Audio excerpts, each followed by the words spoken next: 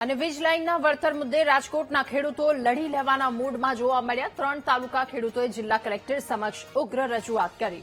કોંગ્રેસ કિસાન સેલના ચેરમેન પાલમ બલિયાની આગેવાનીમાં ખેડૂતોની આ રજૂઆત સરકારના પરિપત્રનો ખેડૂતોએ વિરોધ કર્યો। છેલ્લા ઘણા સમયથી જુદા જુદા જિલ્લામાં વીજ લાઇન મુદ્દે ખેડૂતો વિરોધ કરી રહ્યા છે, ત્યારે સરકાર ફરી વિચારણા કરી અને યોગ્ય નિર્ણય કરે તેવી ખેડૂતોની માંગ છે।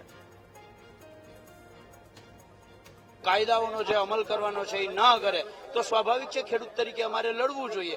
લડીએ છીએ એટલે જ અમે સેમિનારો કરીએ, ખેડૂતના દીકરાઓને કાયદાઓથી માહિતગાર કરીએ અને જ્યાં સુધી એ લાગુ પડે છે આ પરિપત્રને લઈને તો આ પરિપત્ર સંપૂર્ણ ખેડૂત વિરોધી છે।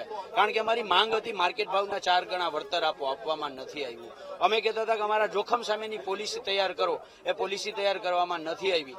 સરકાર 200%ની જે વાત કરે છે, પણ વાસ્તવિકતા એ છે કે જે 200% વળતર છે એ આખી લાઈનમાં માત્ર 3% ખેડૂતોને મળે છે, 97% ખેડૂતોને તો માત્ર 30% જ વળતર મળે છે।